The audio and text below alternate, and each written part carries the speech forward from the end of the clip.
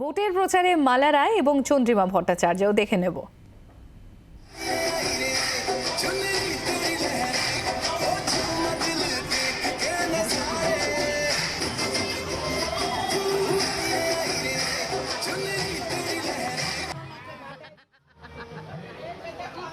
মালাদি, সকাল থেকে দেখা যাচ্ছে যে আপনি একটা অন্য মুডে বসন্ত উৎসবে কিভাবে কাটছে আজকের দিনটা?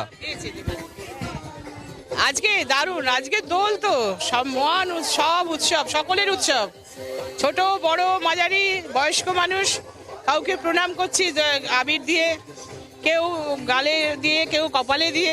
এটা তো আলাদা একটা আনন্দ, আলাদা একটা উৎসব। দক্ষিণ কলকাতায় আপনি তৃণমূল কংগ্রেসের প্রার্থী, এটা কি জনসংযোগের অন্যতম একটা মাধ্যম হিসাবে কাজ করছে আজকের দিনটা?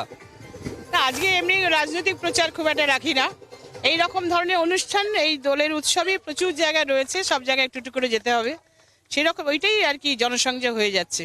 দেবশ্রী চৌধুরী, যিনি রায়গঞ্জের সাংসদ ছিলেন, কেন্দ্রীয় মন্ত্রী ছিলেন, তিনি দক্ষিণ কলকাতায় আপনার বিরুদ্ধে গেরুয়া রঙের, আপনি সবুজ রং, উনি গেরুয়া রং নিয়ে লড়াই করতে নামছেন, কি বলবেন? গেরুয়া রং আমরা ব্যবহার করছি না, এখানে কোনো গেরুয়া পাবেন না। সবুজ পাবেন, হলুদ পাবেন, বাজারে সকালে গেরুয়া রং এইসব বাজার, দক্ষিণ কলকাতায় খুব একটা গেরুয়া রং পাওয়া যায় না। দেবশ্রী চৌধুরীর সঙ্গে ফাইট হবে? সে তো নির্বাচনের সময় বোঝা যাবে, এখন 2 মাস বাকি আছে, বেশি বাকি আছে।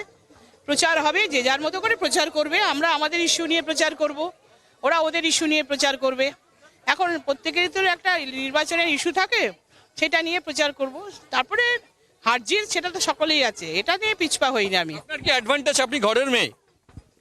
আমি দক্ষিণ কলকাতার মেয়ে, দক্ষিণ কলকাতার বউ, এবং সব থেকে বড় কথা দীর্ঘদিন 30 বছর একটি ওয়ার্ডের কাউন্সিলর, আর গত 5 বছর আমি দক্ষিণ কলকাতার সাংসদ।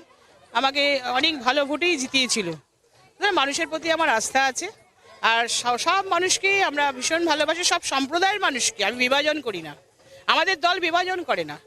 এবং তৃণমূল কংগ্রেসের পলিসি হচ্ছে সর্বধর্ম সমন্বয়, সব ধর্মের উৎসবেই আমরা থাকি, সব ধর্মকেই আমরা শ্রদ্ধা করি। বাংলার আওয়াজ, বাঙালির আবেগ, জি 24 ঘন্টা।